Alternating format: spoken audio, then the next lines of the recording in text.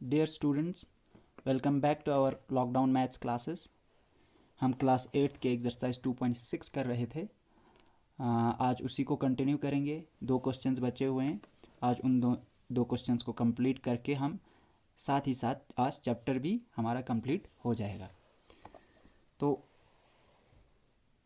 अभी तक हमने जो क्वेश्चंस किए थे वो सिंपल इक्वेशंस को सॉल्व करना था। गिवन इक्वेशंस थे, सॉल्व करके आपको वेरिएबल का वैल्यू निकालना था। बट ये 2 क्वेश्चंस है 6 और 7, ये वर्ड प्रॉब्लम्स हैं। ठीक है, इसमें आपको सेंटेंसेस गिवन होंगे, ना कि इक्वेशंस, डायरेक्ट इक्वेशंस। इस सेंटेंस को समझ के आपको फिर खुद से इक्वेशन बनाना होगा और फिर वेरिएबल का वैल्यू निकाल के क्वेश्चन को सॉल्व करना है। ठीक है, देखो ऐसे क्वेश्चंस में सबसे बेसिक रिक्वायरमेंट ये होता है कि आपका जो इंग्लिश लैंग्वेज का जो अंडरस्टैंडिंग है, उसको समझने की सलाहियत है, वो आपका बहुत ही स्ट्रॉन्ग होना चाहिए। जितना आपका इंग्लिश लैंग्वेज स्ट्रॉन्ग होगा उतना इस टाइप के क्वेश्चंस को आप आसानी से सॉल्व कर पाओगे। ठीक है, क्योंकि बहुत सारे बच्चे लैंग्वेज को समझ नहीं पाते हैं, इसलिए ऐसे क्वेश्चंस में काफ़ी उनको प्रॉब्लम फेस करना पड़ता है। ठीक है, तो चलो शुरू करते हैं। क्वेश्चन नंबर 6 में क्या कहा है? The ages of Atif and Asif are in the ratio 5:7. 4 years from now, the ratio of their ages will be 3:4. Find their present age. यहाँ ये कहा है, यहाँ 2 लड़के हैं आतिफ और आसिफ, उनके एजेस को कंपेयर किया है प्रेजेंट एजेस को। अगर मतलब उनके एजेस का अगर हम डिवाइड करेंगे उनके एजेस को, तो उसका रेशियो आता है 5:7।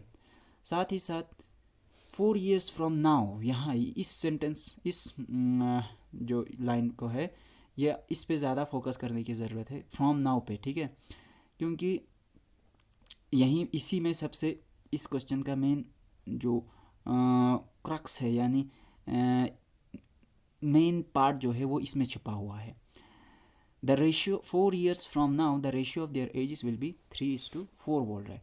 यानी 4 years फ्रॉम नाउ का मतलब हो गया 4 साल, आज से 4 साल बाद, यानी अभी के डेट से 4 साल बाद क्या हो रहा है, उनके एजेस का हम फिर से रेशियो निकाल रहे हैं। क्योंकि 4 साल बाद उनका जो उम्र होगा यानी एजेस होगा वो चेंज हो गया होगा, दोनों पे 4-4 साल बढ़ गया होगा, इंक्रीज़ हो गया होगा। तो फिर से अगर उनका रेशियो, एजेस का रेशियो निकालेंगे 4 साल बाद का, तो 3:4 आ जाता है। हमें ये कहा है कि उनका अभी का प्रेजेंट एज निकाले। ठीक है, अब इस क्वेश्चन को सॉल्व करने के लिए मैंने जो पहले ही पेपर में ऑलरेडी सॉल्यूशन लिखा है ताकि हमारा टाइम बच जाए। तो देखो ऐसे क्वेश्चंस को किस तरह से सॉल्व करना है। क्योंकि ये वर्ड प्रॉब्लम है तो आपको आंसर भी वर्ड्स में ही, जितना ज़्यादा वर्ड सेंटेंसेस में सॉल्व करेंगे लिख के, उतना आपका प्रेजेंटेशन आंसर का बेहतरीन हो जाएगा और आपको अच्छे मार्क्स मिलेंगे। ठीक है, यहाँ हम इस तरह से लिखेंगे, देखो, let the present ages of Atif and Asif be 5x and 7x respectively. मान लेते हैं आतिफ और आसिफ का जो उम्र है, प्रेजेंट एज है, वो 5x और 7x है रिस्पेक्टिवली। रिस्पेक्टिवली का मतलब ये हो गया, जिस बंदे का आपने पहले नाम जिक्र किया है, उसके कॉरस्पॉन्डिंग में जो एज हमने रिप्रेजेंट किया है वो उसका होगा। सिमिलरली आसिफ का नाम हमने बाद में कहा, तो जो 7x बाद में आया वो आसिफ का एज होगा। ठीक है, अगर रिस्पेक्टिवली नहीं लिखेंगे तो बच्चे कंफ्यूज हो जाएंगे कि, या बोल भी सकते हैं कि सर आतिफ का कहीं 7x तो नहीं है या आसिफ का 5x तो नहीं है। तो इसको इस कन्फ्यूजन को दूर करने के लिए हम लास्ट में क्या लिख देते हैं, रिस्पेक्टिवली, यानी कॉरस्पॉन्डिंग, जो पहले आया उसके साथ पहला वाला, जो बाद में कहा उसके साथ बाद में वाला। ठीक है, अब नेक्स्ट कंडीशन क्या गिवन था, 4 years फ्रॉम नाउ, यानी आज से, प्रेजेंट एज टाइम से 4 साल बाद। हाँ, पहले यहाँ थोड़ा मैं ये x और x किस तरह से आया, शायद कुछ बच्चों को ये भी समझ में नहीं आया होगा, ये समझाता हूँ। देखो, ये जो 5:7 कहा ना, 5:7 का मतलब ये नहीं कि उनका प्रेजेंट एज 5 और 7 है, बल्कि उनके जो एजेस है वो कुछ और होंगे। उनका डिवाइड करके, यानी किसी कॉमन फैक्टर से डिवाइड हो गया होगा, तो उसके बाद लास्ट में ये 5 और 7 बचा होगा डिवाइड होके। फॉर एग्ज़ाम्पल मैं मान लेता हूँ आतिफ़ का मैं एज मान लेता हूँ 15 और आसिफ का मान लेता हूँ मैं 21 एक्चुअल एजेस, ठीक है। अब देखो इसको हम किसी कॉमन फैक्टर यानी 3 से अगर डिवाइड करेंगे, 3 7 ज़ा 20, 3 5 ज़ा 15, 3 7 ज़ा 21 है कि नहीं। देखो ये कट हो जाके फिर 5:7 आया। तो इस तरह का कुछ ना कुछ एक्चुअल एजेस उनके होंगे, फिर उनको किसी न किसी कॉमन फैक्टर से डिवाइड किया होगा और फिर लास्ट में 5:7 बचा है।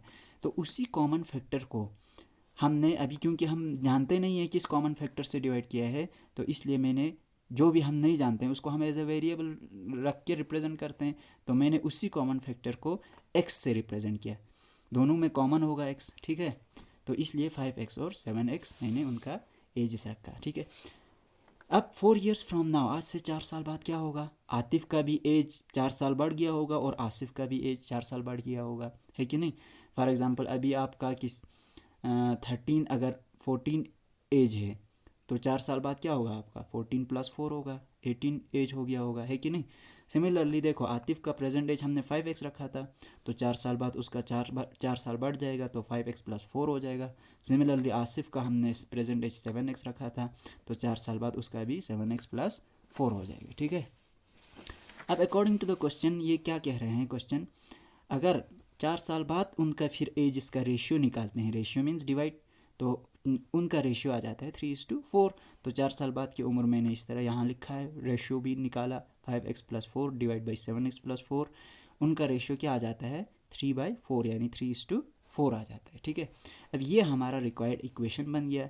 तो इसके बाद तो जिस तरह से हमने पहले क्वेश्चन किए थे उसी तरह से सॉल्व करना है इक्वेशन को, फिर x का वैल्यू निकालेंगे। तो देखो 4 को मैं इस तरफ ले जाता हूँ और 7x + 4 को उस तरफ ले जाता हूँ, तो क्या हो जाएगा 4 इंटू इस पूरे के साथ मल्टीप्लाई हो जाएगा, 4 into 5x + 4 is equal to, similarly इस 3 के साथ ये पूरा 7x + 4 उस तरफ जाके मल्टीप्लाई में हो जाएगा, ठीक। तो 4 5 ज़ा 20x प्लस 4 4 ज़ा 16 इक्वल टू 3 7 ज़ा 21x प्लस 3 4 ज़ा 12। अब वेरिएबल जो पार्ट है उसको एक साथ एक तरफ कर देते हैं, 20x हो जाएगा, ये 21x माइनस इस तरफ आके माइनस 21x इक्वल टू 12, ये प्लस 16 उस तरफ जाके माइनस 16। फिर क्या होगा 21 में से 20 निकालो 1 बचा, यानी लेकिन साइन बड़े का रहेगा, -1 बचा, -1 मीन्स -1 को हम कोफिशिएंट में नहीं भी दिखाते हैं कि नहीं, तो -1x इज इक्वल टू 16 - 12 4 पर साइन बड़े का -4, तो ये माइनस माइनस कट हो जाएगा। अब कुछ बच्चे कंफ्यूज हो जाते हैं, सर ऐसे ही कैसे कट कर दिया इस माइनस माइनस को। तो देखो एक्चुअल में क्या होता है, यहाँ जो -1 कोफिशिएंट है ना, ये उस तरफ जा, क्योंकि -1 कोफिशिएंट और x के बीच में मल्टीप्लाई है तो उस तरफ जाके डिवाइड में हो जाएगा, तो यहाँ पे -1 बचेगा, तो ये -1 और अब तो कट कर सकते हैं ना, डिवीजन में तो कट कर सकते हैं, माइनस और माइनस कट हो गया है, ठीक है। तो 1 4 ज़ा 4, तो x इज इक्वल टू क्या बचा 4। अब जो ही x आया लगभग हमारा क्वेश्चन सॉल्व हो गया है। अब हमने प्रेजेंट एज निकालना है उनका। प्रेजेंट एज हमने पहले सपोज लेट क्या किया था, प्रेजेंट एज आतिफ़ का हमने 5x रखा था, तो अभी 5x का अगर हम वैल्यू निकालेंगे तो देखो present age of Atif is equal to 5x और x का वैल्यू 4 आया है, 5x x की जगह 4 ला लो, 5 4 ज़ा 20, तो प्रेजेंट एज आतिफ़ का क्या है एक्चुअल एज 20 है। सिमिलरली आसिफ का प्रेजेंट एज हमने पहले क्या रखा था 7x रखा था यहाँ पे, तो उसका 7x का वैल्यू निकालो, 7x is equal to 7 into 4 which is equal to 28, तो ये आतिफ़ का प्रेजेंट एज निकल गया। ये हमारा रिक्वायर्ड सॉल्यूशन, ठीक है। अब नेक्स्ट हम दूसरा क्वेश्चन करते हैं, क्वेश्चन नंबर 7। क्वेश्चन नंबर 7 में क्या कहा है, देखो the denominator of a rational number is greater than it's numerator bye 8 if the numerator is increased by 17 and the denominator is decreased by 1, the number obtained is 3/2. Find the rational number. फिर से देखो कुछ बच्चों ने ऐसे ही बस पढ़ा होगा पर भेजे में कुछ नहीं घुसा है, ठीक है, क्योंकि आपका इंग्लिश लैंग्वेज जो है वो काफ़ी वीक है। तो मैं बार बार कह रहा हूँ अपना इंग्लिश जो है लैंग्वेज जो है स्ट्रॉन्ग करें। इसके लिए आप कुछ हॉबीज़ रख सकते हैं, न्यूज़पेपर रीडिंग करने की आदत कर दो, नॉवेल्स पढ़ने की आदत कर दो, ठीक है। तो इस तरह से आपका इंग्लिश ज़्यादा से ज़्यादा इम्प्रूव हो जाएगा। और डिक्शनरी ज़्यादा से ज़्यादा नए नए वर्ड्स को डिक्शनरी में कंसल्ट करके कॉपी पे किसी डायरी में नोट करते रहना और उस पे ज़्यादा से ज़्यादा अपने हिसाब से सेंटेंस भी बनाने की कोशिश करते रहना। इस तरह से आपका इंग्लिश बार इम्प्रूव हो जाएगा। और कुछ मोबाइल एप्लीकेशंस भी हैं इंग्लिश लैंग्वेज को इम्प्रूव करने के लिए, उनको डाउनलोड कर दो, यूज़ करो, ठीक है। तो देखो अब क्वेश्चन नंबर 7 में ये कह रहा है कि एक रेशनल नंबर है। रेशनल नंबर हमें पता है जो p/q की शक्ल में होता है, ठीक है। तो रेशनल नंबर का जो ऊपर होता है p, वो उसको हम न्यूमरेटर बोलते हैं, जो नीचे होते हैं उसको हम डिनोमिनेटर बोलते हैं। ये तो सबको मालूम होगा।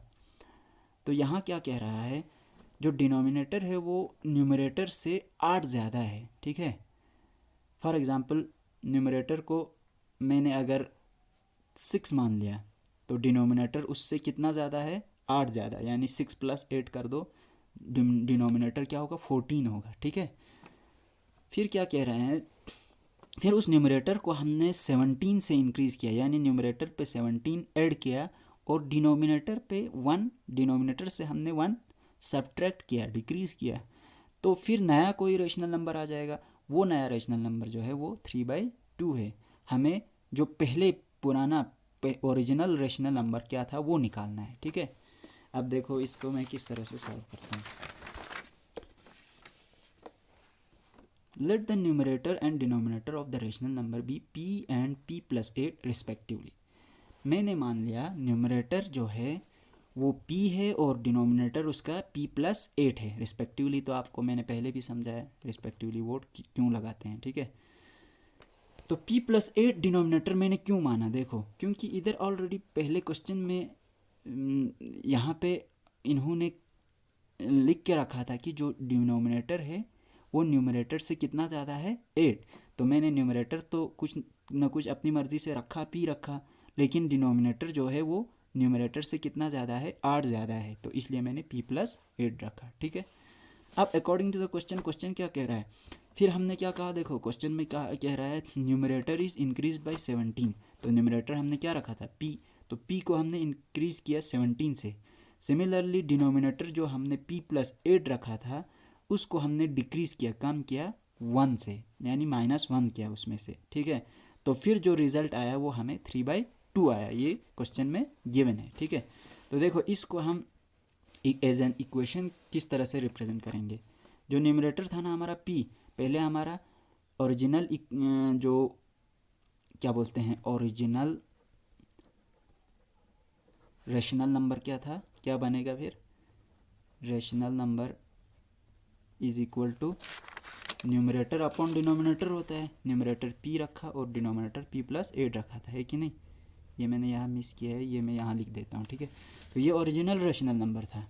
अब क्या किया, देखो ओरिजिनल रेशनल नंबर पे न्यूमरेटर जो है उस पर 17 इंक्रीज़ किया है, तो p+17 हो जाएगा, इधर p+17। सिमिलरली जो डिनोमिनेटर था p+8 जो था उसमें से हमने -1 सब्ट्रैक्ट किया है, ठीक है। तो मैंने ये -1 कर दिया, 1 सब्ट्रैक्ट किया, ये क्वेश्चन में लिखा हुआ है, ठीक है। तो फिर जो रिज़ल्ट कोई ना कोई नया रेशनल नंबर आ जाएगा ना, इसको सॉल्व करके वो रेशनल नंबर 3/2 के बराबर आता है, ये गिवन है, ठीक है। अब ये हमारा इक्वेशन बन गया। अब इसको हम नॉर्मली जिस तरह से हम सॉल्व करते थे उस तरह से सॉल्व करते जाएंगे, ठीक है। तो देखो p+17, तो इसको मैं ब्रैकेट में नहीं भी रख सकता हूँ, p+8, फिर ये -1 इज इक्वल टू 3/2। इस स्टेप में मैंने कुछ नहीं किया, सिर्फ ब्रैकेट को हटाया। नेक्स्ट स्टेप देखो, अब इस 2 को मैं उस तरफ ले जाता हूँ और 3 × p+7 को उस तरफ ले जाता हूँ, तो 2 × p+17 is equal to 3 × p+7 हो जाएगा, ठीक है। ये उस तरफ, ठीक है। तो उसके बाद 2 × p, 2p + 2 17 है 34 is equal to 3 × p, 3p + 3 7 है 21। अब जो वेरिएबल है इसमें हमारा p है, तो वेरिएबल वाले पार्ट्स को एक तरफ कर देते थे, ये हमारा नॉर्मल इक्वेशन सॉल्व करने का तरीका है। तो 2p यहाँ से 3p इस तरफ ले जाओ, -3p इज इक्वल टू 21, ये +34 जो है वो उस तरफ जाके -34 हो जाएगा। तो 3 में से 2 निकालो, 1p बचा, पर साइन बढ़ेगा, -p बचा, इक्वल टू 34 माइनस 21 कितना हो गया, 13 बचा, पर साइन बड़े का रहता है -13, तो माइनस माइनस कैंसिल हो गया। ये पिछले क्वेश्चन में भी मैंने समझाया था।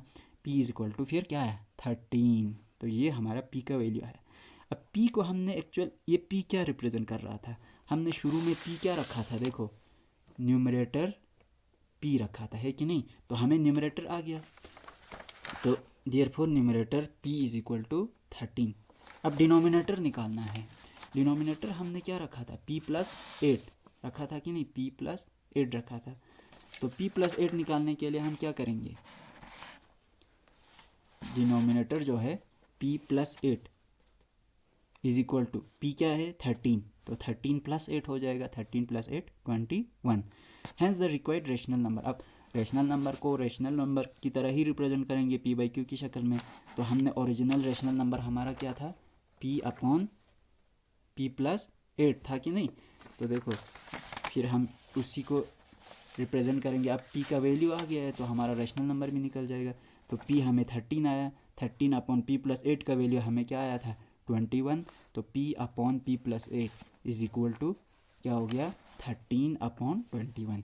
ये हो गया हमारा रिक्वायर्ड रेशनल नंबर जो हमें चाहिए था, जिसको क्वेश्चन में निकालने के लिए कहा।